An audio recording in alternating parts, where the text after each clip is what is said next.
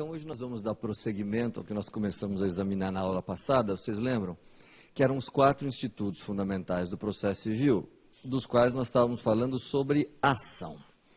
Só para a gente poder retomar, vocês lembram que a ação pode ser tomada em 2 acepções diferentes.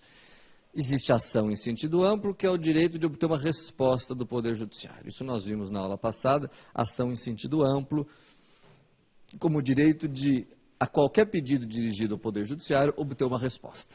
Tá? Na sequência, nós começamos a estudar o conceito de ação em sentido estrito, e é aí que eu quero retomar.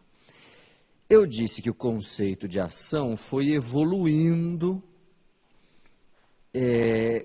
desde que o processo civil surgiu como ciência autônoma no século XIX.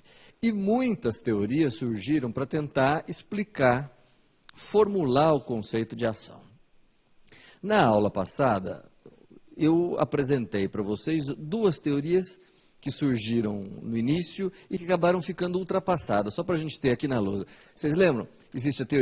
Existem as teorias concretistas, que dizem que só haverá ação se ao final houver uma sentença de procedência. Existem as teorias abstratistas puras, que vão dizer que a ação, qualquer que seja a resposta do judiciário. Então, olha, o que eu quis mostrar para vocês no final da aula passada foi que cada uma dessas teorias se põe num extremo. A concretista é muito restrita. Ela diz que só tem ação quem, ao final, tem o seu direito reconhecido. Quando a sentença for acolhida, for de procedência, o pedido for acolhido. Tá? Essa é a teoria concretista. Só se a pessoa efetivamente tiver o direito em concreto é que ela tem ação. No outro extremo, surgiram as teorias abstratistas puras, que vão dizer, bom, o sujeito tem ação sempre. Não importa qual resultado ele obtenha, qual seja o resultado final, ele exerceu o direito de ação. Pois muito bem, eu terminei a aula passada dizendo para vocês, nenhuma dessas 2 teorias foi acolhida no Brasil. A que foi acolhida no Brasil recebeu o apelido, vamos dizer assim, de teoria abstratista eclética. E é dela que nós vamos falar na aula de hoje. Antes de explicar o que diz essa teoria, teoria abstratista eclética, seria interessante vocês saberem, vou contar uma historinha rápida, que o grande defensor dessa teoria, né, o jurista que divulgou, não digo propriamente que ele criou, mas que divulgou, que acolheu, que defendeu, que lutou por essa teoria, foi um jurista muito importante para nós aqui no Brasil, um processualista muito importante, que acabou tendo uma influência muito grande para nós, chamado Enrico Túlio Liebmann. Quem estuda teoria geral do processo e quem estuda processo civil no Brasil tem que pelo menos saber de quem se trata. Porque a importância dele para nós foi muito grande. Muito grande por quê? Conto rapidamente isso para a gente poder retomar. O Liebmann foi um jurista italiano, ele já morreu, e que nasceu no começo do século XX. E muito jovenzinho ainda, na faixa dos 20, 30 anos, ele já tinha se tornado um processualista famoso, tá, de renome internacional, de renome mundial. Ele tinha participado de um debate, de uma discussão com o Carnelucci, que era um processualista muito mais antigo do que ele, acabou colocando ali umas posições que foram vencedoras. Enfim, ele tinha já adquirido, conquistado um renome internacional.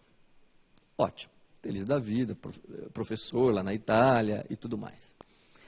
O problema, gente, vocês me ajudem aqui, é que lá pelos anos 30 na Itália, ele mocinho, ele começou a ter alguma dificuldade. Porque estava acontecendo o que na Itália nesses anos 30? Não sei se vocês vão se lembrar. Mas a Itália era dominada por Mussolini, o movimento fascista ganhou força, ganhou corpo. Ele tinha, o Liebmann, começou a ter dificuldades para dar aula, passou a ser perseguido. Depois a Itália acabou se associando, né, o Mussolini acabou se associando àquele outro líder alemão. E o Liebman teve que fugir, teve que parar de lecionar, foi perseguido, né, etc. E ele decidiu sair, então, da Itália, não tinha mais condições de ficar, e procurar um lugar para morar, para dar aula, etc. Bom, para encurtar a história, sabem onde esse homem veio parar? Ele veio morar em São Paulo, Brasil. Até por uma razão, quer dizer, em 1934, na década de 30, a USP tinha sido criada, a Universidade de São Paulo, e muitos professores estrangeiros vieram para o Brasil nessa época, para ajudar a formar a universidade, etc. Então ele veio, passou a lecionar na Faculdade de Direito, Largo de São Francisco, e logo formou em torno dele um grupo de estudo, né, um grupo de processualistas muito interessados, que acabaram formando o que mais tarde recebeu o nome de Escola Paulista do Processo Civil. A verdade é que quando o Liebman chegou no Brasil, o processo civil aqui não estava muito desenvolvido. Só para vocês terem uma ideia, nem tinha Código Nacional de Processo Civil. Os códigos eram estaduais. O primeiro Código de Processo Civil Nacional é de 39. Tá? Então, ele ajudou nos estudos, desenvolveu os estudos de processo civil no Brasil, e, naturalmente, formou em torno dele, né, agrupou em torno dele as melhores cabeças que havia naquela época. Entre outros, foram alunos ou auxiliares dele, o Moacir Amaral Santos, que vocês conhecem pelos livros, foi ministro do Supremo, o Frederico Marx, o Alfredo Buzaide, que não sei se vocês se lembram, mas é o autor do atual Código de Processo Civil, foi ministro do Supremo, ministro da Justiça. Mais tarde, o professor Cândido Dinamarco, enfim, um grupo muito importante. E com a passagem do Liebman, o processo civil no Brasil teve uma evolução muito grande. Só para terminar. Ele depois voltou para a Itália, depois da guerra, voltou para a Itália, mas até o final da vida ele continuou visitando o Brasil e recebendo lá alunos brasileiros. Tá? Então, a influência desse homem, desse processualista, entre nós foi e continua sendo muito grande. Agora, você já imagine, ele é o defensor da teoria da ação chamada abstratista eclética. Quem fez o Código de Processo Civil atual foi um discípulo dele. Então, eu nem preciso perguntar a vocês qual foi a teoria da ação acolhida no Brasil. Foi a abstratista eclética. Resta perguntar, e vocês devem estar ansiosos por isso, o que é, o que diz, em que consiste a teoria abstratista eclética. Por que ela tem esse nome, como é que ela funciona, etc. Bom, gente, a teoria abstratista eclética vai dizer o direito de ação, em sentido estrito, claro, consiste no direito a, nunca mais esqueça, direito de ação é o direito a uma resposta de mérito. Direito de ação é o direito a uma resposta de mérito. Tá? Direito de ação é o direito a uma resposta de mérito. Gravem essa expressão, resposta de mérito. Bom, agora que a gente sabe o que essa teoria diz, vamos entendê-la. Eis pela primeira vez diante de nós uma palavra muito importante que vai aparecer ao longo de todo o curso e que é importante que vocês compreendam. O que é que quer dizer mérito? Naturalmente, a palavra mérito tem um significado em processo civil que não corresponde ao significado que essa palavra tem na linguagem comum. Na linguagem comum, mérito quer dizer valor, qualidade, etc. No processo civil é outra coisa. O que quer dizer mérito? A dica que eu posso dar para vocês é a seguinte: mérito, gente. Não copia. Tecnicamente, mérito é a pretensão do autor, é a pretensão levada a juízo. Ou, mais simplificadamente ainda, se vocês preferirem, mérito é o mesmo que pedido. O mérito é o pedido que o autor formulou na petição inicial, o pedido que o autor levou ao Poder Judiciário. É o pedido. É interessante, né? Porque às vezes eu percebo os alunos, as pessoas, até advogados, confundindo mérito com sentença, mérito com julgamento. Não tem nada a ver. Mérito é o pedido, é a pretensão posta em juízo. Agora dá para vocês entenderem, então, quando a gente diz que o juiz deu uma sentença de extinção sem julgamento de mérito, quer dizer que ele pôs fim ao processo sem examinar o que foi pedido. Ao passo que quando ele dá uma sentença de mérito, significa que ele deu uma sentença na qual ele examinou favoravelmente ou não o pedido. Tá? Então a minha dica, fica a dica aí para vocês, é de que toda vez que vocês se depararem com essa palavra, num determinado contexto, substituam tranquilamente por pedido, que às vezes ilumina, fica mais claro para a gente. Tá? Então, Liebman vai dizer que o direito de ação consiste no direito a obter uma resposta de mérito, portanto, uma resposta ao pedido. Bom, aplicando-se essa teoria, isso significa o seguinte, para Liebman, gente, se ao final do processo de conhecimento, por exemplo, for dada uma sentença de procedência, a sentença de procedência é uma resposta de mérito? Sim, o juiz está respondendo ao pedido e respondendo afirmativamente, positivamente. Por outro lado, isso é muito importante. Se a sentença for de improcedência, ela também será de mérito? Sim ou não? Claro que sim.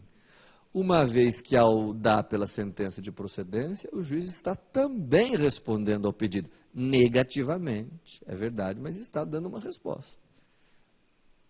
Em ambos os casos, para Liebman, houve exercício do direito de ação. O autor tinha ação, tanto que ele obteve a resposta, positiva ou negativa, mas obteve uma resposta. Agora, se o juiz verificar que determinadas circunstâncias não estão presentes, e por conta disso extinguir o processo sem julgamento de mérito, isto é, sem dizer nem sim nem não, para Liebman não terá havido exercício do direito de ação. Bom, então assim, para ele, só repetindo, a pessoa só tem direito de ação quando tiver direito de, ao final, obter uma resposta sim ou não. Se, no entanto, o juiz, em determinadas circunstâncias, extingue o processo sem exame de mérito, porque o autor não tem direito a obter essa resposta, não houve, não terá havido exercício do direito de ação. Gente, deixa eu ver agora, então, se eu sou claro. Agora vamos começar a aprofundar um pouco. Primeiro, por que essa teoria do Liebman é chamada de teoria abstratista? Por que ela é uma teoria abstratista e não uma teoria concretista? Vamos parar para refletir um pouco. Qual é a diferença entre uma teoria abstratista e uma teoria concretista da ação? Teoria concretista, vocês lembram, é aquela que condiciona a existência da ação à existência do quê? Do direito material que nela está sendo discutido. Ao passo que uma teoria abstratista é uma teoria que diz que a ação pode existir, mesmo que a pessoa não tenha o direito. Agora, vamos pensar nessa teoria do Liebman. Liebman diz que para ter ação é preciso ter direito a uma resposta de mérito. Será então que a teoria de Liebman é abstratista ou concretista? Bom, está escrito na lousa, é uma teoria abstratista. Abstratista por quê? Gente, pensem comigo. Se o autor propuser uma ação e a sentença for de improcedência, o autor tinha o direito que ele está postulando? Não. Mas ele exerceu o direito de ação? Sim ou não? Sim. Então ele tinha ação, tanto que a sentença foi de mérito, foi de improcedência, mas ele não tinha o direito. Tanto que o juiz não lhe reconheceu e deu uma sentença de improcedência. Então, a teoria de Liebman é uma teoria abstratista. Eu repito. Se Liebman entende que a ação, sempre que houver direito a uma resposta de mérito, então a teoria dele é abstratista. Abstratista por quê? Porque mesmo quando a sentença for de improcedência, em que o juiz não reconhece o direito do autor, como a sentença de improcedência é de mérito, a pessoa tinha ação. Então ela tinha ação sem ter o direito. Ou, simplificando, gente, se vocês ainda não tiverem entendido, simplificando, a teoria concretista diz que para ter ação é preciso obter uma sentença de procedência. Isso é que é a teoria concretista. Para ter ação é preciso uma sentença de procedência. A do Liebman é abstratista, porque para ter ação não precisa ter uma sentença de procedência, basta ter uma sentença de mérito. A teoria de Liebman é mais ampla que as teorias concretistas. Tá? Agora, por que ela é eclética? Esse apelido vem de onde? É mais um apelido do que um nome. Eclético aqui, gente, traduz uma ideia. Deixa eu ver se eu consigo me expressar. A ideia do eclético aqui transmite uma ideia de uma coisa que não está nem num extremo nem no outro. Uma coisa que está no meio. Traduz uma ideia de algo intermediário. Ora, pensem comigo, não sei se vocês concordam. Se vocês pensarem nas teorias que precederam a abstratista eclética, vocês vão perceber que tem uma que é muito restritiva, que é a teoria concretista, porque exige sentença de procedência. Tem outras, por outro lado, que são muito ampliativas, que dizem que vai ter ação qualquer que seja a resposta. A teoria do Liebman não fica nem num extremo, nem no outro. Ela é uma teoria intermediária. Para ter ação, não basta que haja qualquer resposta. Mas também não é preciso que haja uma sentença de procedência. Para ter ação, é preciso que se tenha direito a uma resposta de mérito. É isso.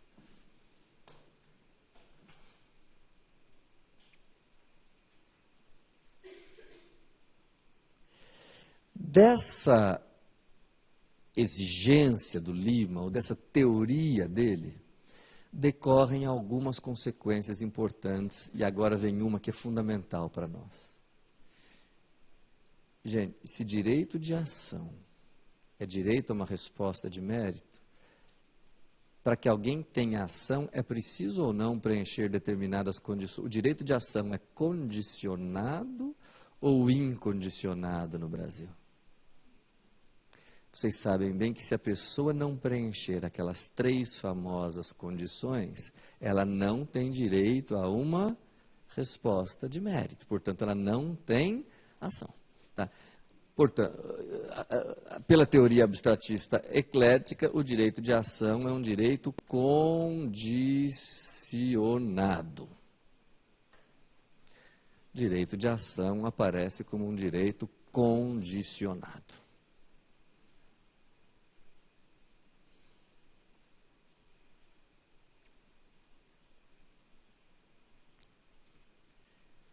Se vocês acompanharam até aqui e entenderam a teoria do Liebman, a teoria abstratista eclética, dá para a gente começar a entender algumas coisas do processo civil que até então a gente não entendia. Por exemplo, algumas expressões. Por exemplo, se alguém não preenche as condições, aquelas 3 famosas condições, essa pessoa não terá ação, porque não terá direito a uma resposta de mérito. Daí porque quem não preenche as condições é chamado como, hein? Qual é a expressão que os processualistas usam para se referir a alguém que não preenche as condições da ação? Esse alguém é carecedor de ação. Carecedor no sentido de que não tem ação. Não preenche as condições, não tem ação. Não vai ter resposta de mérito ao final.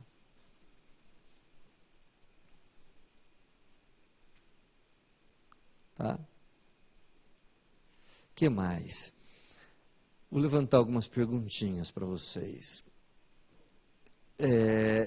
Vamos imaginar que vocês estejam no corredor do fórum um dia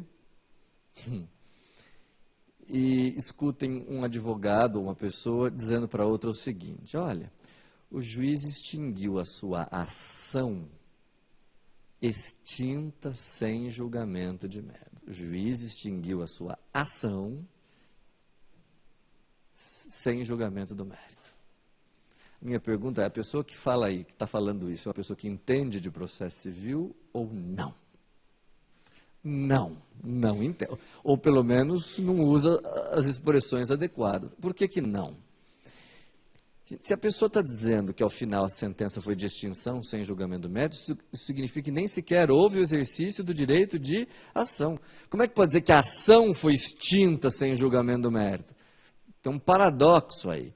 O certo seria dizer que o processo foi extinto sem julgamento, justamente porque o juiz não reconheceu ao autor o direito de ação. É o processo que é extinto sem julgamento do mérito.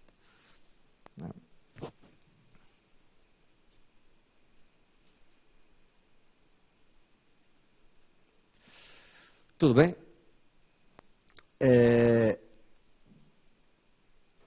Vamos aprofundar um pouquinho mais. Se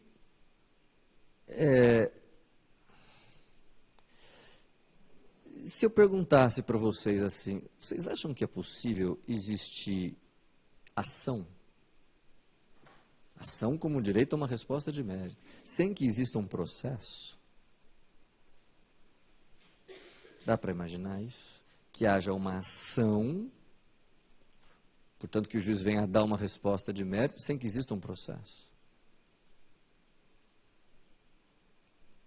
Acho que não dá, né, gente? Não dá. Por quê? Como é que o juiz vai dar uma resposta ao pedido sem que se forme um processinho, sem que ele chame a parte contrária, sem que ele ouça todo mundo, sem que ele colha eventuais provas? Então, para que haja o exercício da ação, tem que se formar um processo, sempre. Agora, vamos inverter os termos desta pergunta. É possível que exista um processo sem que haja efetivamente exercício do direito de ação, em sentido estrito? Sim ou não? Perfeitamente possível, gente. Às vezes, alguém entra com um pedido, forma-se um processo, o juiz toca aquilo e mais para frente, por exemplo, ele verifica que o autor é parte ilegítima. Teve um processo? Teve. Mas havia direito de ação do autor ali? Não, porque o autor era carecedor de ação. Ele não tinha direito, ele não obteve uma resposta de mérito. Tá? Então, ação sem processo não dá para ter. Mas processo sem que haja ação é perfeitamente possível. Tá? Exatamente.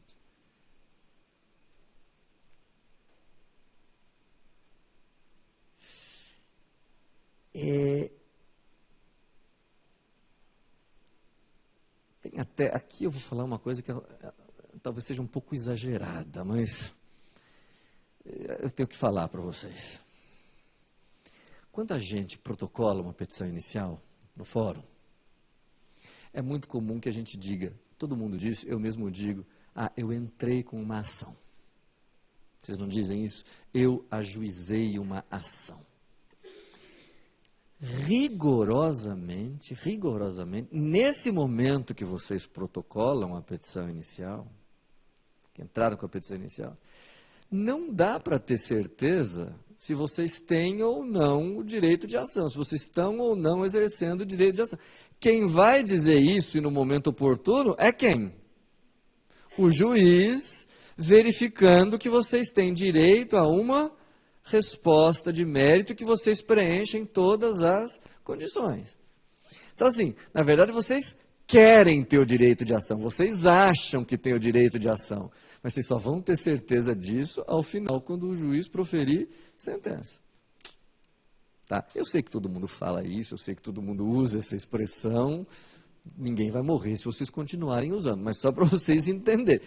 A hora que a gente protocola a inicial, a gente supõe, imagina que está exercendo o direito de ação, em sentido estrito. Mas certeza mesmo nós só vamos ter se ao final o juiz puder dar uma resposta de mérito.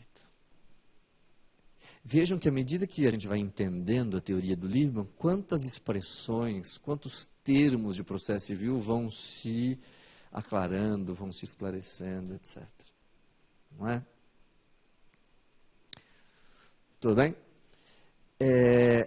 Só para prosseguir aqui, gente, para a gente seguir adiante.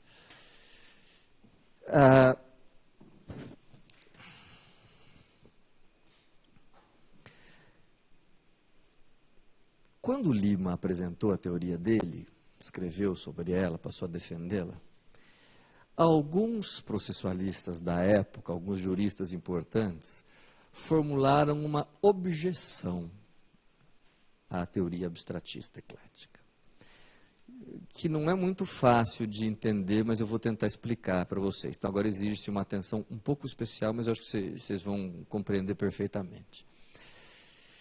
Os processualistas oponentes, adversários do Liebman, disseram o seguinte: escuta, você apresentou para nós uma teoria dizendo que o direito de ação corresponde ao direito a uma resposta de mérito, não é? Liebman disse, é. Mas, Liebman, como é que ficam, então, as execuções? Nas execuções existe mérito? Existe resposta de mérito? Porque se você nos disser que não, então, pela sua teoria, as execuções não serão ações. Serão o que, então? Fenômenos extraterrestres? Como é que você encaixa, disseram os oponentes, as execuções na sua teoria? Como é que elas se situam na sua teoria? Tem mérito nas execuções? Tem resposta de mérito? Como é que fica? Gente, só para vocês entenderem isso, para eu poder apresentar qual foi a solução formulada pelo Liebman, eu preciso lembrar uma coisa rapidamente com vocês, que é a seguinte: existem 3 tipos de processo no nosso ordenamento jurídico. Por que 3 tipos e não um único? Porque a cada tipo de processo corresponde um tipo de atuação do juiz. Tá? Como assim, professor? Vamos só lembrar. Existem os processos de conhecimento, existem os processos de execução e existem os processos cautelares. Conhecimento, execução e cautelar. Professor, não existe um 4º tipo de processo? A resposta é não. Tá? Existem só 3 tipos de processo: processo de conhecimento, processo de execução e cautelar. Por que esses 3 tipos? Mais uma vez, porque cada um deles corresponde a um tipo de atividade que o juiz realiza no processo. Lembrando, o que é um processo de conhecimento? Eu vou falar de uma maneira muito simplificada, depois a gente aprofunda. Processo de conhecimento é aquele que serve para que o juiz diga quem tem o direito, quem tem razão. Existe um conflito, um litígio entre 2 ou mais pessoas, no qual cada uma delas se diz com razão. O autor diz, a razão é minha. Aí o juiz ouve o réu e o réu diz, não, quem tem razão sou eu. E o processo de conhecimento serve para que o juiz se pronuncie, diga o direito, diga quem tem razão. Por que ele se chama processo de conhecimento? Porque é um processo que serve para que o juiz, tomando conhecimento das alegações e das provas do autor, e das alegações e provas do réu, possa julgar, possa decidir quem tem razão. Tá? O processo de execução tem uma função diferente. não serve mais para que o juiz, conhecendo o que aconteceu, diga quem tem razão. O processo de execução parte de um momento mais adiantado, mais avançado. Já se sabe quem tem razão a pessoa que está munida de um título executivo, mas o adversário não está cumprindo o que consta do título. Então, o processo de execução serve para que o juiz determine medidas, não dizendo quem tem razão, mas o processo de execução serve para que o juiz realize, faça, ou se vocês quiserem com mais precisão, satisfaça o direito do credor. Então, vocês percebem, uma coisa é um processo voltado, todo encaminhado para o juiz dizer uma coisa. Outra coisa é um processo todo voltado para o juiz realizar uma coisa. Digamos, enquanto o processo de conhecimento, veja se vocês entendem isso, enquanto o processo de conhecimento serve para que o juiz realize uma atividade mais intelectual, né, de conhecer o que aconteceu, aplicar o direito, dizer quem tem razão, o processo de execução serve para que o juiz exerça uma atividade mais concreta do que intelectual. Tome bens do devedor, venda esses bens em asta pública, pague o credor e assim por diante. Deu para entender? E o processo cautelar, que eu nem vou me estender muito, mas o que eu queria que vocês só lembrassem é que o processo cautelar vai interessar menos para a gente nesse momento, porque a finalidade do processo cautelar não é autônoma. O processo cautelar serve para proteger os outros dois. Proteger do quê? Dos riscos decorrentes de uma eventual demora. Tanto o processo de conhecimento quanto o processo de execução podem se estender, podem se alongar. Vocês sabem disso, todo mundo sabe. E nessa demora, nessa extensão, isso pode trazer prejuízo. Então, o processo cautelar serve para afastar esses riscos. É um processo, então, nunca esqueça, o processo cautelar é um processo acessório. Ele não existe por si. Ele não tem uma finalidade autônoma, independente. Né? Ele serve para proteger os dois outros tipos de provimento jurisdicional. Tudo bem? Eu nem vou mantê-lo aqui no quadro por hora, dada essa falta de autonomia dele. Vamos nos interessar nesse momento o processo de conhecimento e o processo de execução. Até porque, não percam de vista, nós estamos tentando entender o que o Liebman respondeu aos seus adversários sobre o processo de execução. Gente, vamos parar um pouquinho. Se a gente fizesse um quadro aqui, se eu perguntasse para vocês o seguinte: execução tem mérito? Respondam essa pergunta. Na execução, existe mérito? Ah, professor, não sei, fiquei em dúvida. Mas não faz nem meia hora que eu disse para vocês o seguinte: toda vez que vocês se depararem com a palavra mérito, é interessante, é prudente, convém que vocês façam o quê? Substituam pela palavra pedido, que geralmente ilumina, fica mais fácil. Então vamos tentar fazer isso. Na execução, tem pedido? Claro que tem. Ou vocês acham que alguém entra com uma execução para elogiar o juiz? Né? Antes fosse. Mas não. Quem entra com execução, entra para fazer um pedido. Então veja, tem mérito, tem pedido. Tanto no processo de conhecimento, quanto no processo de execução. Então estamos descobrindo uma coisa: em ambos os tipos de processo existe pedido, existe mérito. Mas eu concordo se vocês disserem que o pedido feito no processo de conhecimento é naturalmente diferente do pedido feito no processo de execução. Só para a gente poder comparar com mais clareza. Ouçam bem o verbo que eu vou usar. O processo de conhecimento serve, tem por fim, tem por pedido que o juiz diga quem tem razão. Serve para que o juiz diga. É um processo todo voltado, todo encaminhado, para que se chegue a esse resultado final em que o juiz vai ter condições de dizer o direito. Já o processo de execução serve para que o juiz faça. Qual é o pedido que o autor faz? Qual é o mérito? Qual é o verbo que a gente usa? No processo de execução, a gente pede que o juiz faça, ou, para ser mais exato, satisfaça, para ficar mais completo. Né? Satisfaça no sentido de fazer alguma coisa para realizar o direito. Tá? Então, disse Liebman, nos dois tipos de processo, tanto no de conhecimento quanto no de execução, tem pedido. No cautelar também tem, com a ressalva de que no cautelar o pedido é sempre acessório, mas tem também. Qual é o pedido no processo cautelar? Que o juiz proteja.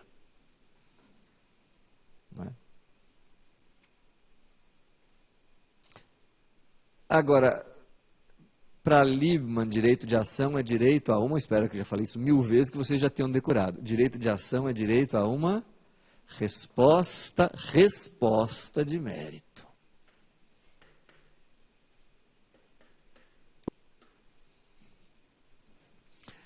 Agora vem o ponto-chave aqui, se vocês entenderem isso, o assunto vai ter sido compreendido. Gente, se o processo é de conhecimento, o que se pede é que o juiz diga, é um processo todo voltado, todo estruturado para que o juiz diga. Se estiverem preenchidas as condições e se tiver tudo em ordem, o juiz ao final vai dar uma resposta a esse pedido? Sim. Esta resposta no processo de conhecimento vem sob que forma? Qual é a peça processual?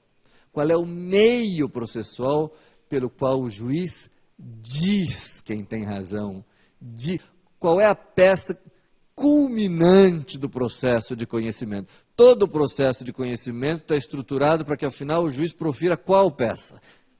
A sua sentença. Que se espera que seja de mérito, procedência ou improcedência. Porque se for de extinção sem julgamento do mérito, o processo não terá alcançado o seu objetivo. Tá? Então, qual é a resposta de mérito no processo de conhecimento? É a sentença de procedência ou de improcedência.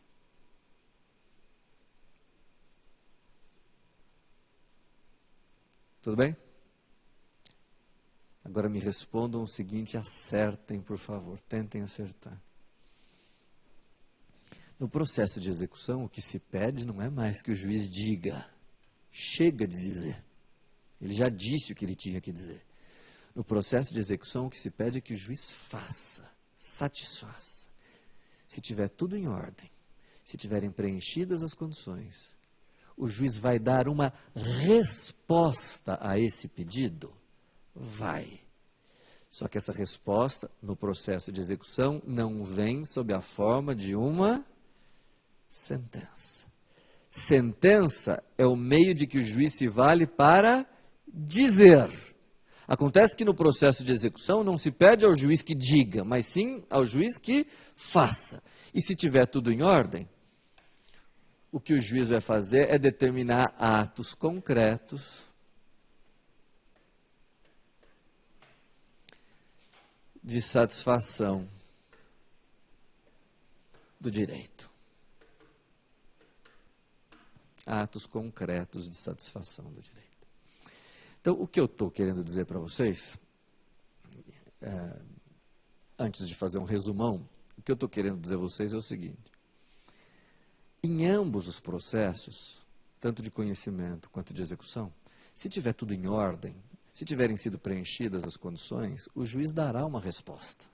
Em ambos existe resposta ao pedido. Só que essa resposta, no processo de conhecimento, vem sob a forma de sentença. No processo de execução, vem sob a forma de atos concretos de satisfação. Bom, se vocês entenderam isso, agora eu acho que vocês vão entender e compreender bem a teoria do Liebman. Gente, um minutinho só, depois vocês copiam. Agora, atenção total. Liebman vai responder aos seus adversários dizendo o seguinte: eu não disse que direito de ação é direito a uma sentença de mérito.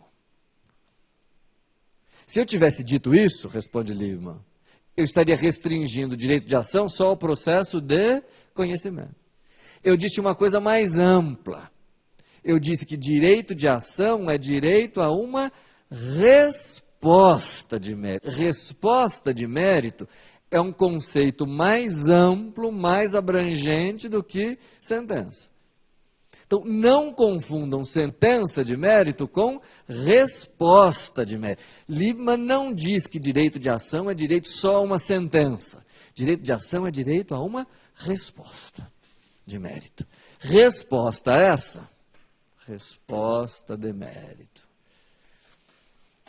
Resposta essa, que sim, virá sob a forma de sentença, se nós estivermos num processo de conhecimento. Mas virá sobre outra forma, sob a forma de atos concretos, se o processo for de execução.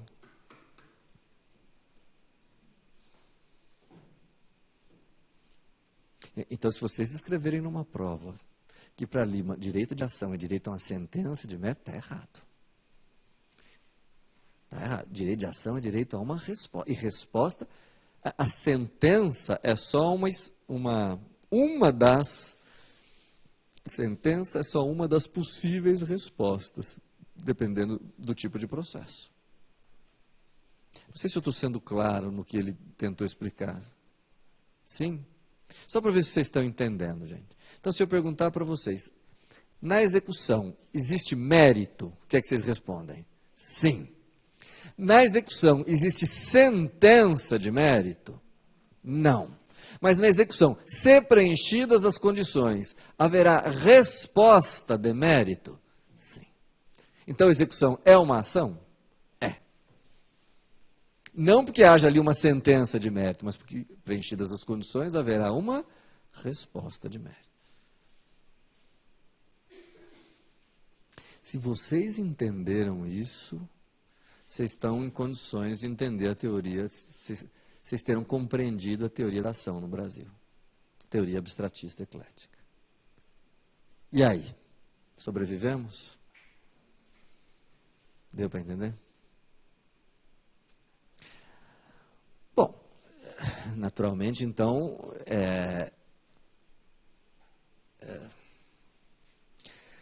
depois de todas essas considerações, agora que nós já sabemos o que é ação, resta nós enfrentarmos o seguinte problema.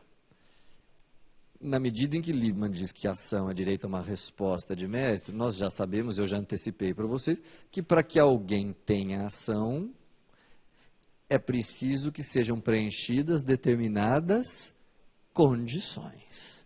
Tá? E um capítulo fundamental e importante do processo civil, claro, naturalmente, é o das condições da ação.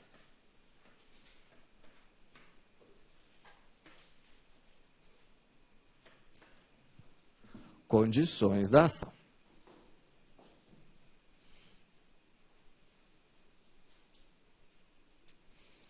Bom, acho que não tem capítulo mais importante do que esse. Deixa eu só fazer algumas observações iniciais. Nós vamos examinar quais são as condições da ação, mas vocês já estão sabendo, então, que são determinados requisitos que se deve preencher para que o autor tenha ação. Se ele não preencher qualquer um deles, o juiz vai interromper o processo dizendo, esse autor não tem ação. Vamos parar por aqui, fica extinto. Não tem ação. Sendo que o exame dessas condições, que eu já vou enumerar quais são, vocês estão cansados de saber, o exame dessas condições da ação é obrigação que o juiz realize sempre e de ofício. Né? Isto é, o preenchimento ou não das condições da ação constitui matéria de ordem pública. Ninguém precisa alegar que falta condições da ação. O juiz deve, de ofício, examinar. Tá? Deixa eu falar uma coisa importante para vocês. No atual Código de Processo Civil, no Código de Processo Civil que está em vigor,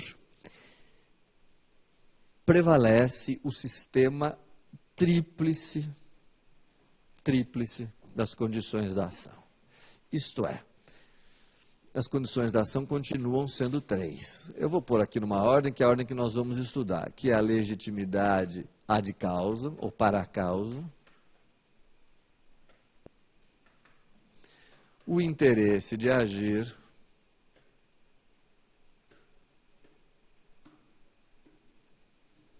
e a possibilidade jurídica do pedido.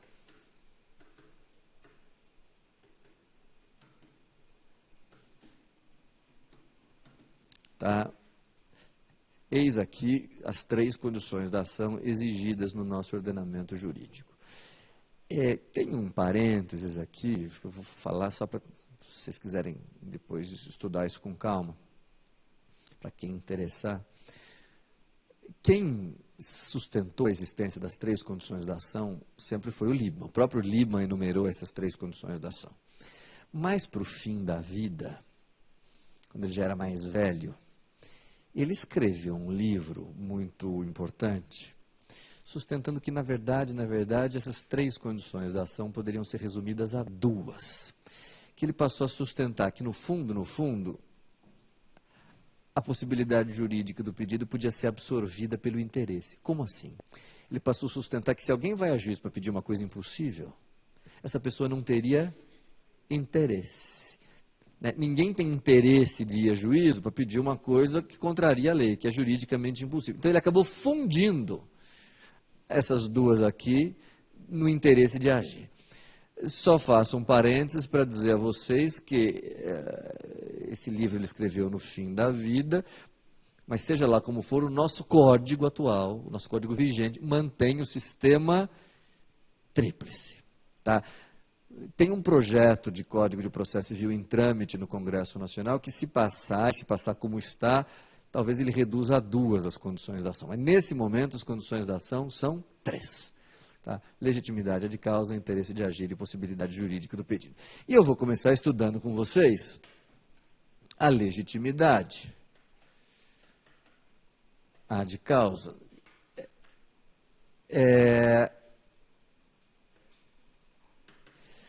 Que eu acho que é a mais complicada, né? Não sei se é a mais complicada, mas é que gera mais questões aqui. A exigência da legitimidade ad causa como condição da ação está prevista expressamente no Código de Processo Civil. Quem tiver curiosidade, no artigo 6º. Famoso artigo 6º do Código de Processo Civil é o artigo que consagra a exigência da legitimidade ad causa. É um artigo famoso, gente, não sei se vocês se lembram, é aquele que diz assim, rapidamente, de maneira bastante simplificada: ninguém pode, em nome próprio, postular direito alheio. Né? Ninguém pode, em nome próprio, postular direito alheio. O que quer dizer em nome próprio postular direito alheio? Quer dizer, ninguém pode figurar como parte defendendo ou postulando um direito alheio. Tá? O que é uma norma muito sábia, porque pense, se nós desentortarmos esse artigo, quando ele diz ninguém pode, em nome próprio, defender direito alheio, desentortando, ele está dizendo, então as pessoas só podem ir a juízo em nome próprio para defender os seus próprios interesses, os seus próprios direitos. Norma sábia. Imagina se as pessoas normalmente pudessem ir a juízo defender direito dos outros. O sujeito chega em casa, diz assim, puxa vida, começa a pensar, puxa, eu fui visitar os meus tios, eles estão casados há 40 anos, mas eu saquei que eles não estão bem no casamento, o casamento deles não está indo bem, acho que eles estão infelizes, acho que eles têm que ter uma nova chance na vida. Já sei, vou entrar com uma ação de divórcio dos meus tios. Não tem o menor cabimento, felizmente. Por quê? Porque a pessoa não pode ir a juízo defender um interesse que é de outra pessoa. A pessoa só pode ir a juízo pedir o seu próprio divórcio. Né? Não, divórcio alheio. Esse é o requisito da legitimidade ad causa.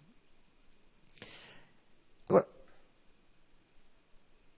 toda dificuldade desse assunto, dificuldade, aliás, que que é o que torna o processo civil interessante, reside no fato de que esta regra do artigo 6º tem algumas exceções. Essa regra do artigo 6º não é uma regra absoluta. Não é. Ela é uma regra que tem exceções.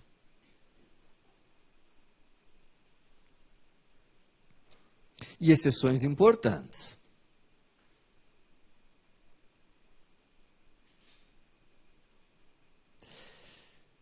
Só que, repito mais uma vez, são exceções. E justamente por serem exceções, dependem de previsão legal. Exceções essas, então, que vão autorizar que uma pessoa, X, possa ir a juízo em nome próprio, em defesa de um direito alheio, em defesa de um direito de Y. Tá? São situações excepcionais, raras, fora do comum, mas que existem no nosso ordenamento jurídico. Então, dá para dizer, se vocês quiserem ter um panorama geral do tema da legitimidade, dá para dizer o seguinte: a regra a respeito da legitimidade é que as pessoas só podem ir a juízo em nome próprio para defender os próprios direitos. Mas a lei, em situações expressamente previstas, pode criar situações autorizando que uma pessoa X possa ir em nome próprio, ela como parte, defender ou proteger interesses de Y. Justamente por conta dessas exceções, nós somos obrigados, então, a reconhecer o seguinte, gente, atenção. Nós somos obrigados, então, a reconhecer o seguinte: existem no Brasil 2 tipos de legitimidade. Quais? Existe aquela que é a regra, que é a mais comum, em que o sujeito vai a juízo, ele, em nome próprio, defender um direito próprio. Que nome nós vamos dar a essa forma comum de legitimidade, em que a pessoa está lá defendendo os seus direitos, os seus interesses? Que nome vocês sugerem? O nome que a doutrina dá é legitimidade ordinária. É a regra. É o que acontece em 95% dos processos. Legitimidade ordinária. Tá. E essa legitimidade ordinária não vai trazer grandes dificuldades. A pessoa vai estar em juízo, dizendo que é titular de um direito e vai estar defendendo esse direito. Tá? O problema é que, ao lado da legitimidade ordinária, existe uma outra categoria de legitimidade, que é excepcional, é rara, depende de previsão, em que a lei autoriza que uma pessoa vá em nome próprio, mas em defesa de um direito de outra pessoa. Que nome nós daremos a essa segunda categoria? Bom, a doutrina se refere a ela como legitimidade extraordinária. E eu gostaria que vocês usassem a palavra legitimidade e não legitimação. Tá? Legitimidade é mais técnico, é mais preciso. Legitimidade extraordinária. Ou substituição processual.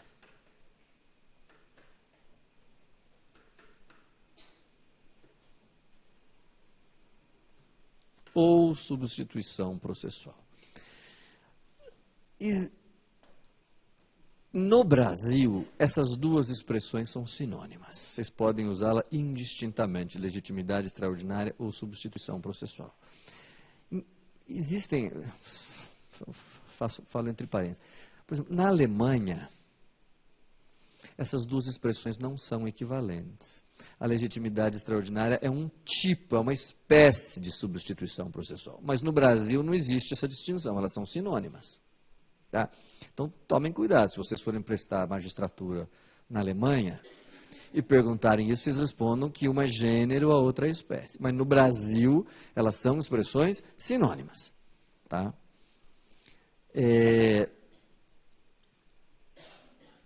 que é essa legitimidade extraordinária?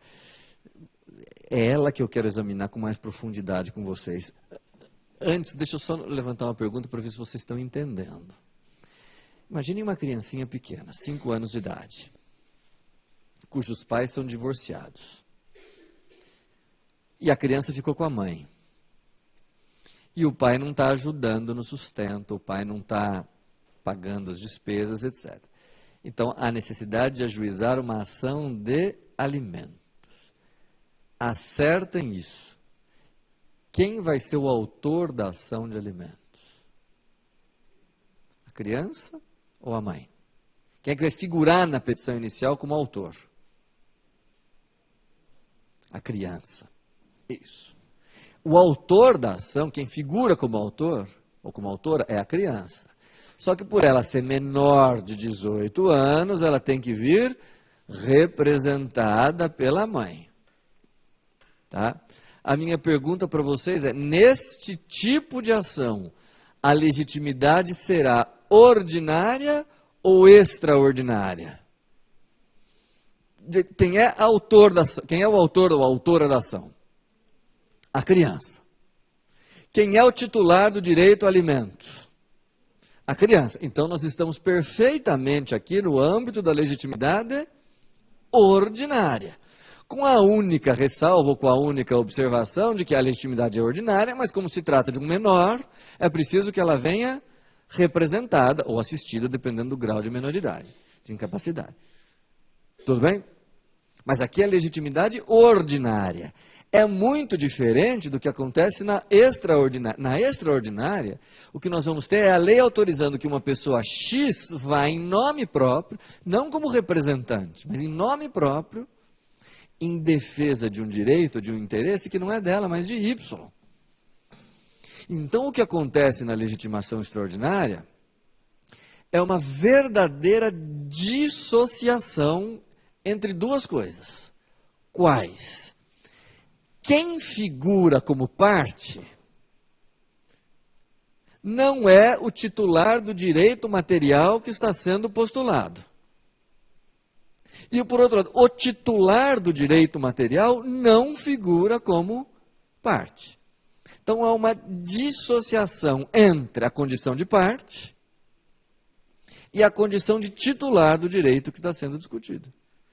O que, naturalmente, é uma situação anômala.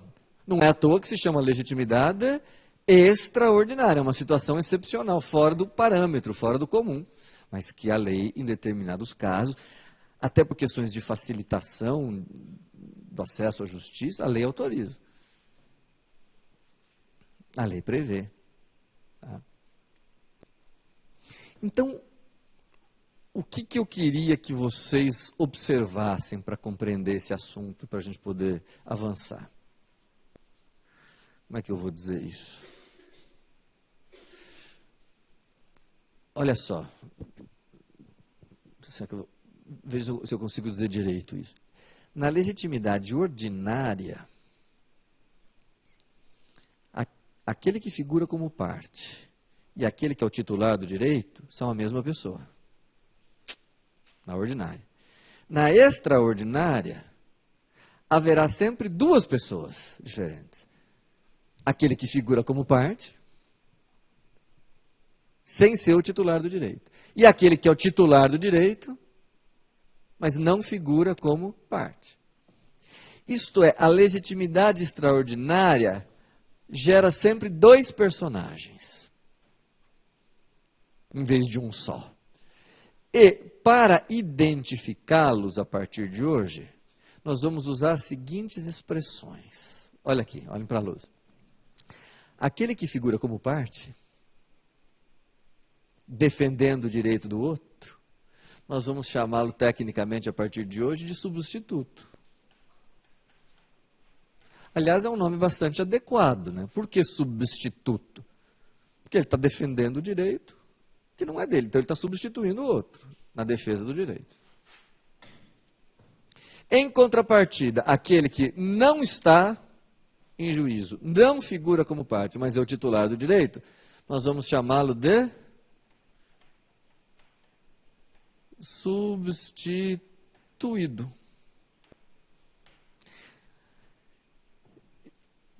toda vez que nós estivermos no âmbito da legitimidade extraordinária, nós vamos ver surgir esses dois personagens, substituto e substituído. Tá?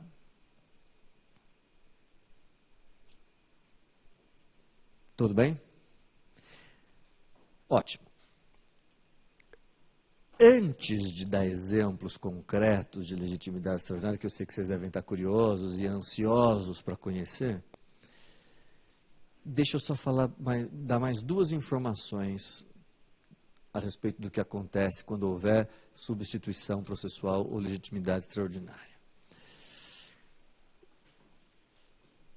Isso que eu vou dizer é muito importante, vocês vão usar para sempre no processo civil. Quando a gente está no âmbito da legitimidade ordinária, portanto, quando nós estamos no âmbito da normalidade, do comum, da regra, quando o processo termina, as consequências deste processo são também normais. Por exemplo, só quem é atingido pela coisa julgada são as partes. Então, no âmbito da legitimidade ordinária, a coisa julgada só atinge as partes. Tá? Agora, quando a gente vai para o âmbito da legitimidade extraordinária, acontece um fenômeno também anormal, que é o seguinte. Voltando aqui para a luz. Olha só. Quando o juiz der sentença nesse processo, e não couber mais recurso, vocês concordam que, apesar de X ter sido parte, a pessoa que vai ser mais diretamente atingida, mais frontalmente atingida pela sentença, é Y. Por que Y? Porque é ele que é o titular do direito discutido naquele processo. Ele é o direito dele que foi discutido. Bom, consequência disso, hoje é tranquilo o entendimento, não existe nenhuma controvérsia de que, não cabendo mais recurso da sentença, não só o substituto, mas também o substituído será atingido pela coisa julgada. A coisa julgada também se dissocia, atingindo a ambos. O que é uma situação bastante anômala, porque a rigor, só quem foi parte foi X. Não é verdade? Então, se nós fôssemos seguir a regra geral, só quem deveria ser atingido pela coisa julgada seria X, só ele foi autor. Mas Y também é atingido. Mesmo não tendo sido parte, era o direito dele que estava sendo discutido. Tá? É ele que é atingido mais diretamente. Então, é interessante, né? Como na legitimidade ordinária, só tem uma pessoa que é ao mesmo tempo parte e titular do direito, só ela é atingida pela coisa julgada. Na extraordinária, como essa dissociação, surgem esses dois personagens, os dois vão ser atingidos pela coisa julgada. Aquele que era parte e aquele que, não sendo parte, é o titular do direito. Deu para entender? E aprofundando um pouquinho mais, aproveitando essa oportunidade, nesse momento, para a gente não perder o rumo, eu vou fazer uma observação para vocês que pode soar um pouco prematura. Mas eu acho que vale a pena fazer agora, porque mais tarde vocês vão aproveitar e entender.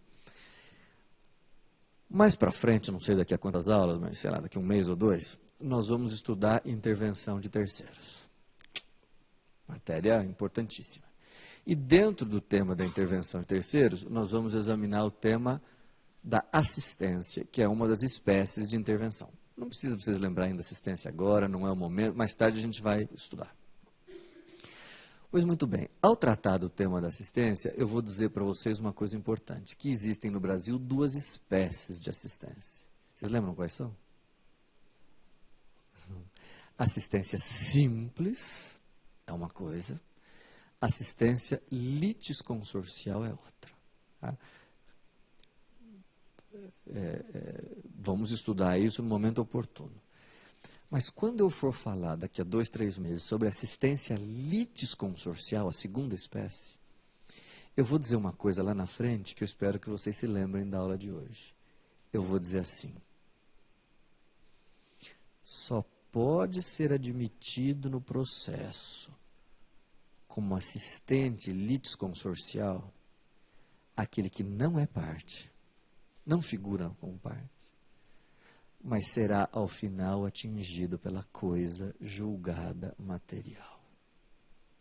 Eu vou dizer isso daqui 2 ou 3 meses para vocês. E quando eu disser isso daqui 2 ou 3 meses, eu espero que vocês se lembrem do seguinte: opa, é alguém que não é parte, mas é atingido pela coisa julgada material? Isso só é possível se nós estivermos no campo da legitimidade extraordinária. Porque a única criatura que, não sendo parte, é atingida pela coisa julgada material é justamente o substituído processual. Então, daqui a 2 ou 3 meses, nós vamos chegar à maravilhosa conclusão e correta de que só quem pode entrar num processo como assistente litisconsorcial é o substituído processual. O que faz pressupor que nós estejamos no campo da legitimidade extraordinária. Só existe assistência litisconsorcial quando se está no âmbito, no plano da legitimidade extraordinária. Vocês vão ver como é que vai ficar mais fácil o tema da assistência. Como é que vai ficar fácil distinguir a assistência litisconsorcial das outras. Tá? Então, esta criatura aqui pode ser admitida como assistente litisconsorcial. Tá? Professor, tá bom, vai, eu entendi, você explicou, você falou, entendi a legitimidade extraordinária. Agora eu estou muito ansioso para saber de algum exemplo concreto, porque essa coisa de X e Y não ajuda muito. Tá bom, eu vou dar aqui rapidamente as 3 ou 4 principais hipóteses de a legitimidade extraordinária não é comum, ela é rara. Tem aí umas 3 ou 4 hipóteses que a gente encontra com alguma frequência no nosso ordenamento jurídico. Então, eu quero examiná-las com vocês. Tem uma primeira hipótese que eu quero dar a vocês que não está mais em vigor. Ah, professor, então não dá, pula. Mas é que ela é muito importante, porque ela ajuda a entender as outras hipóteses que são mais complicadas. Ela é a hipótese mais simples, é a primeira hipótese de legitimidade extraordinária que houve no Brasil. Então, vale a pena conhecê-la, até para vocês poderem entender melhor o funcionamento, e daí a gente passar para casos que estão em vigor. Qual é essa hipótese mais simples, a primeira hipótese de legitimidade extraordinária que havia no Brasil? Não sei se vocês vão lembrar. Hoje em dia, quando uma pessoa se casa, tem lá vários regimes de bens que ela pode escolher. Ela pode casar no regime da comunhão universal, da comunhão parcial, da separação de bens, aquele regime de participação nos aquestos, tem lá alguns regimes. Mas no tempo dos nossos bisavós, isto é, começo do século XX, até os anos 30, 40, etc., funcionou um regime que está incompleto, já estava em completo desuso e hoje nem existe mais, que é o regime dotal, o dote. Quem ler livros ou ver filmes dessa época vai ver que funcionava o regime dotal, era acolhido esse regime. E ele consistia no quê? No seguinte, geralmente as moças daquela época chegavam numa idade lá pelos 18, 19 anos que chamavam-se de idade casadoira, a idade de casar. E os pais, então, davam festas, abriam salões, recebiam pretendentes, bailes, aquela coisa toda. E às vezes a coisa não ia. Né? Não aparecia ninguém, aquela dificuldade, vai, não vai. Bom, os pais, então, estabeleciam em favor da moça um dote. que era um conjunto de bens, que quem casasse com a moça, além dela, levava o dote. Agora, como que funcionava o dote? O dote não é uma doação. O marido não se tornava proprietário do dote. O dote fazia parte do patrimônio da mulher. Mas, dizia o Código Civil da época, a administração, a retirada dos frutos e aquilo que nos interessa, a defesa judicial dos bens dotais cabia ao marido. Opa! Se o Código Civil de então, da época, dizia que os bens dotais pertencem à mulher, são de propriedade dela, mas quem os defende em juízo é o marido, então ela estava criando essa dissociação que nós estamos estudando. Se esses bens dotais, por exemplo, fossem esbulhados por um terceiro, caberia ao marido, em nome próprio, isso aqui é importante, não o marido como representante da mulher, mas o marido em nome próprio é que entrava com a ação contra, sei lá, o invasor. Então nós tínhamos o marido em nome próprio, defendendo um bem dotal cujo proprietário não era ele, mas a mulher dele. Aqui, gente, não vamos confundir, hein? Se o Código Civil da época dissesse que esses bens devem ser defendidos pela mulher, representada pelo marido, nós estaríamos ainda no campo da legitimidade ordinária. Mas não era isso que dizia o Código da época. O Código dizia que compete ao marido a defesa desses bens. Então aí a gente entrava no campo da legitimidade extraordinária. Bom, com o que então? Em o marido propondo a ação, ele estava defendendo um bem que era da mulher. Quando ao final saísse uma sentença, e sendo essa sentença de mérito, e não cabendo mais recurso, a coisa julgada atingiria quem aqui então? Não só o marido, sim, mas também a mulher. Os dois. Né? Assim, é o que eu disse, na legitimidade extraordinária é essa dissociação entre dois personagens, mas os dois são atingidos.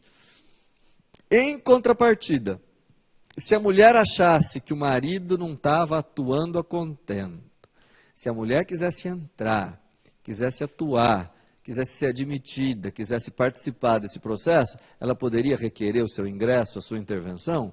Sim. Em que qualidade? Ela seria uma assistente litisconsorcial. Assistente litisconsorcial. Naturalmente, esse é um exemplo muito simples, muito claro e tal, mas tem esse defeito, esse senão de que ele já não existe mais há pelo menos 50 anos, ninguém casa no regime dotal. Né? Então, professor, você podia dar uma coisa um pouco mais atual?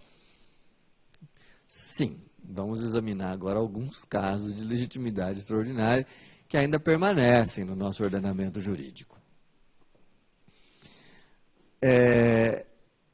Talvez o exemplo mais comum seja o que se passa no condomínio. Condomínio. Então, condomínio, vocês sabem o que é, né? É um fenômeno, sei lá, é uma situação que pressupõe que duas ou mais pessoas sejam titulares do mesmo bem. Tá? Então, ela pressupõe um bem único e dois ou mais proprietários, dois ou mais titulares. Tá? Acho que vocês se lembram também que se nós tentarmos compreender a estrutura do condomínio, o que se passa no condomínio, nós vamos verificar que nele o que existe é que, sei lá, se nós tivermos 3 donos, a cada um deles corresponde, ou há de corresponder, uma fração ideal do bem. Sempre que houver um condomínio, haverá para cada um dos condôminos uma fração ideal. O que quer dizer que nenhum deles é titular de tudo, integralmente, mas cada um será titular de uma fração, que tem que ser ideal, gente. Por uma simples razão, o dia que eles resolverem transformar a fração de ideal em fração real, dividindo a coisa em 3 e registrando essa divisão, automaticamente, consequentemente, o condomínio estará extinto, passando aí a existir 3 propriedades diferentes. Tá? Então, para que haja o condomínio, é indispensável um único bem com vários donos, sendo que cada um tem aqui uma fração ideal, 1/3 de cada um. Tá? Vamos imaginar 1/3 de A, 1/3 de B e 1/3 de C. Tá? Então, essa é a situação no plano do direito material. Vem o próprio Código Civil primeiro e depois o Código de Processo, e diz o seguinte: quando um condomínio ou um bem em condomínio é atacado por um terceiro, e há necessidade de defender a propriedade ou posse,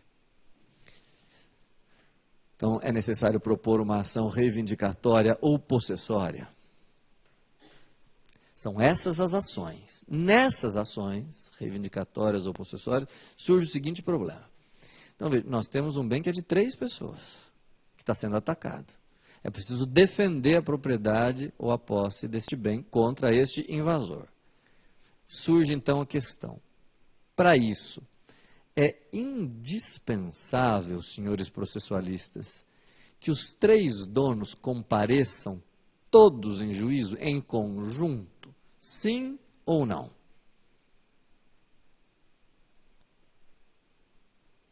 Agora estou em dúvida. Será que é preciso, será que essa ação só pode ser proposta pelo grupo? Porque se vocês me disserem que sim, nós estaríamos diante de um litisconsórcio necessário. Será que há aí esse litisconsórcio necessário? Ou será que cada qual pode propor sozinho a ação, em defesa de todo o terreno? Agora estou em dúvida. Bom, para encurtar a história, o Código Civil vai dizer que quando houver um condomínio, conquanto a coisa pertença a 2 ou mais pessoas, cada um dos condôminos tem, sozinho, legitimidade para defender a coisa comum. Então, cada condômino, isoladamente, sozinho, querendo, tem legitimidade para defender toda a coisa. Então, vejam bem o que o Código Civil está dizendo, hein? Ele não está dizendo que cada condômino sozinho tem legitimidade para defender a sua fração. Ele está dizendo que cada condômino sozinho tem legitimidade para defender a coisa. Tá? Disso decorre o seguinte, vamos ver se vocês entenderam. Se os 3 forem amigos e quiserem, eles podem propor juntos? Claro, claro. Caso em que formar-se-á um litisconsórcio, mas um litisconsórcio facultativo, porque eles estão juntos porque querem. Né? Ótimo. Se eles quiserem propor juntos, não tem problema. Em contrapartida, se eles preferirem, em vez de se agrupar, se um só quiser propor, sozinho, esse um pode propor? Pode. A lei permite. Só apagar aqui. A lei permite que cada condômino sozinho, individualmente, defenda a coisa. Só que se for essa solução, se for essa opção, se for um condômino sozinho, vai surgir a seguinte dúvida. Se essa ação, ao final, for julgada improcedente, o outro condômino depois pode repropor a mesma ação? E o terceiro condômino depois pode repropor a mesma? Não? Por que que não?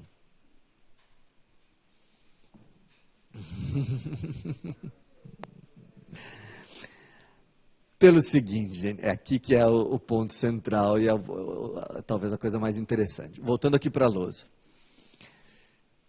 Se um propuser sozinho a ação, se for essa a solução, uma pessoa propuser individualmente, ele vai estar propondo a ação, como eu disse, não da sua fração ideal tão somente, mas vai estar propondo a ação abrangendo a coisa toda. Portanto, as 3 frações ideais, a de A, a de B ou de C. Isso significa, olha aqui como o processo civil pode ser interessante, que ao propor sozinho essa ação, ele estará simultaneamente como legitimado ordinário no que concerne à sua fração e legitimado extraordinário no que concerne às outras 2. Isto é, embora ele esteja sozinho em juízo, ele está defendendo a sua parte, mas também está defendendo a parte dos outros condôminos. Portanto, ele está em nome próprio, defendendo em nome próprio um direito que é, em parte, dele mesmo, mas em 2/3 partes, de B e de C. Então, vocês concordam que ele está sozinho, mas ele está substituindo B e C. Estamos diante de uma hipótese de legitimidade extraordinária. Ele é autorizado a sozinho, apesar dele ser dono só de uma parte, a lei autoriza que ele defenda tudo. Legitimidade extraordinária em relação a B e C. B e C, portanto, estão sendo substituídos. Agora, algumas coisas vão ficando mais claras. Quando ao final for proferida sentença de mérito e não couber mais recurso nenhum, quem é que será atingido pela coisa julgada material? Só o A? Não. A, B e C, os 3. Professor, mas só o A figurou como parte. Mas ele figurou sozinho, mas defendendo o direito de todos. Todos serão atingidos pela coisa julgada.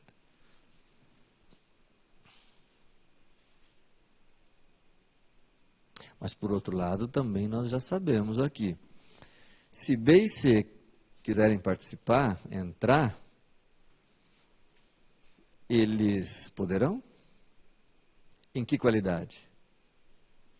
Assistentes litisconsorciais. Assistentes litisconsorciais. Tá?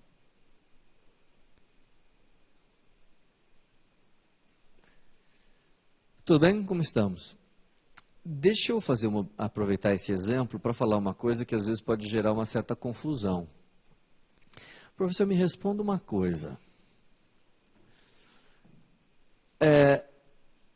O A, você disse que o A pode propor sozinho essa ação. E que, julgada, os 3 serão atingidos. Tá?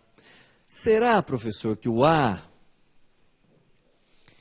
para propor sozinho essa ação, precisa pedir autorização para os outros 2, precisa pedir permissão, precisa convidar os outros 2 primeiro para entrar, precisa dar uma satisfação, precisa, enfim, sim ou não? Resposta absolutamente não. Quem dá autorização para qualquer condômino sozinho defender a integralidade da coisa é a própria lei. A autorização decorre de lei, advém de lei. Tá? Mas, professor, coitado desses outros 2 que não participaram e vão ser atingidos pela coisa julgada. Primeiro, se eles quiserem, eles podem entrar. Tá? Além do mais, é o seguinte, só vive em condomínio quem quer. Se eles não quiserem, é só pedir a extinção do condomínio. A lei civil brasileira facilita bastante a extinção. Tá? Mas quem vive em condomínio, é preciso que esteja ciente de que, na defesa da coisa, por meio de ação reivindicatória e possessória, qualquer condômino tem sozinho legitimidade para defender a coisa comum inteira. Isso ficou claro, gente? Esse exemplo ficou claro? Ele é bastante comum, nós vamos voltar a ele com alguma frequência. Tá? Um outro exemplo que é bastante interessante, de legitimidade extraordinária, é o seguinte, se vale a pena falar um pouquinho. Imagine vocês a seguinte situação, que A promova em face de B uma ação na qual ambos disputem esse bem. Então imaginem que o bem está com o réu, o autor propõe uma ação pedindo de volta. Vocês sabem, espero que saibam, que este objeto, que é disputado por ambas as partes, a partir de um determinado momento, recebe o nome técnico de coisa litigiosa. Que eu acho, sinceramente,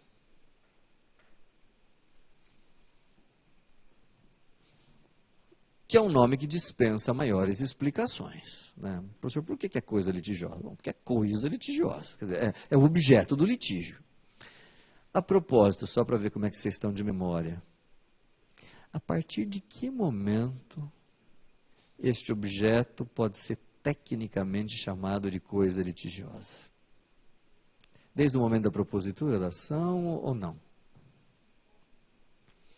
Se vocês lembrarem do artigo 219, que trata da citação válida, vocês vão se recordar que ele diz, a citação válida torna prevento o juízo, induz litispendência e faz litigiosa a coisa. Tá? Então, a partir do momento em que o réu é citado, que a coisa pode ser tecnicamente chamada de coisa litigiosa. Pois muito bem, aqui vem uma pergunta, uma situação que não sei se vocês já pararam para pensar, mas que confunde muita gente. Olha só. Pode ser que este processo perdure por longos anos.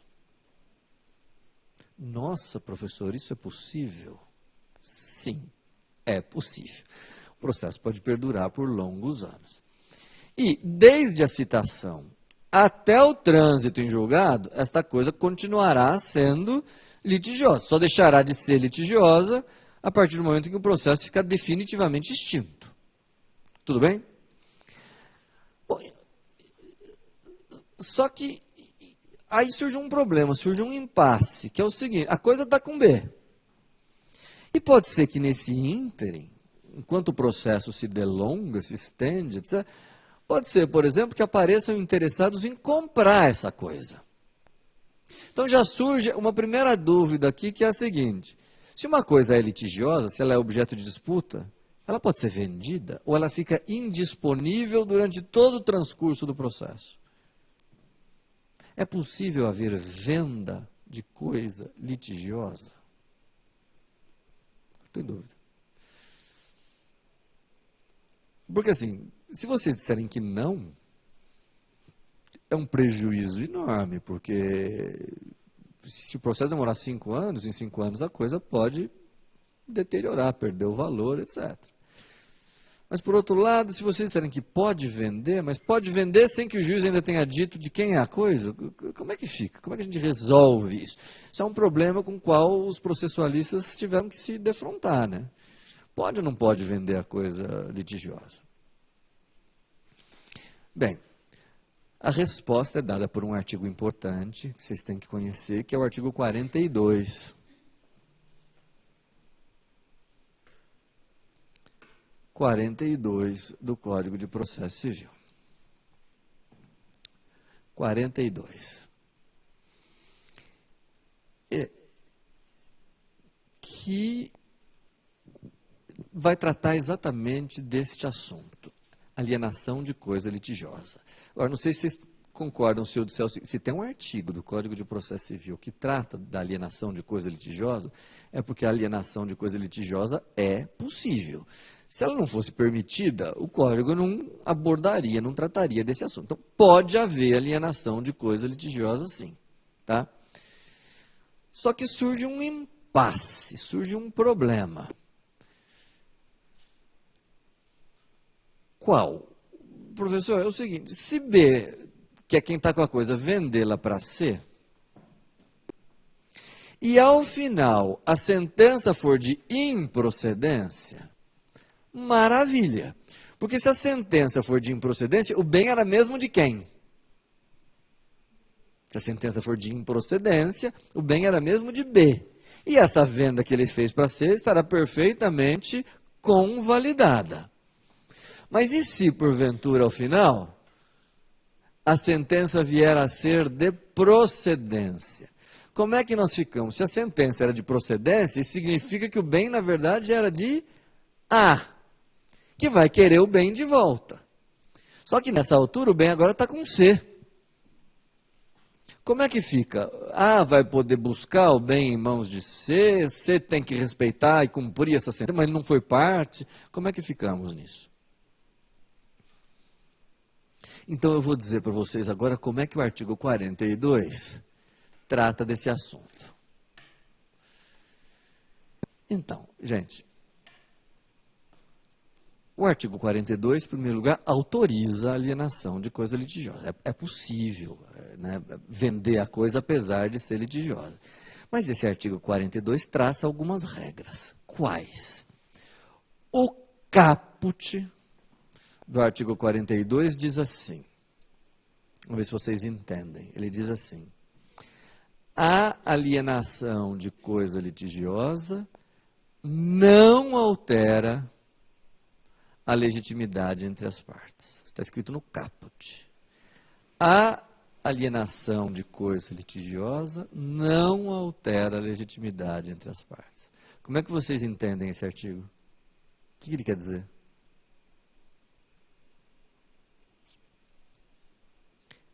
Resumidamente, o que ele quer dizer é, bom, mesmo que a coisa seja vendida a um terceiro, mesmo que haja alienação da coisa litigiosa, as partes do processo continuam as mesmas. Isto é, o processo continuará correndo entre A e B, mesmo B já tendo vendido o bem e não tendo mais o bem consigo.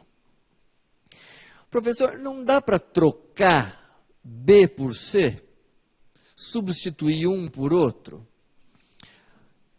O Código de Processo Civil diz assim, até pode se houver o consentimento de A. Eu vou lhes dizer uma coisa com uma experiência de mais de 20 anos de magistratura. A já propôs ação com B e já estava com raiva do B. Quando ele descobre que B, no curso do processo, vendeu a coisa para C, ele fica completamente enfurecido contra B. Portanto, ele não vai concordar se B pedir para ser substituído por C. Então, assim, pode substituir? Até pode, mas depende do consentimento do adversário, consentimento esse que é difícil de conseguir. Tá? Então, a regra é que continuem participando do processo as partes originárias. Agora eu pergunto, proferida a sentença aqui, como impô-la ao terceiro, que agora é quem está com o bem? Uma sentença dada entre duas pessoas pode atingir um terceiro? Em princípio, não. A regra é que não. Mas em alguma circunstância pode? Quando que uma sentença pode atingir um terceiro? A gente tem que estar em que âmbito para que uma sentença possa atingir um terceiro que não figurou como parte? No âmbito da legitimidade extraordinária. E aqui eu pergunto, onde é que está a legitimidade extraordinária nesse exemplo da lousa? Não está muito fácil de ver, mas vocês vão conseguir. Onde que está a legitimidade? A ação está correndo entre A e B.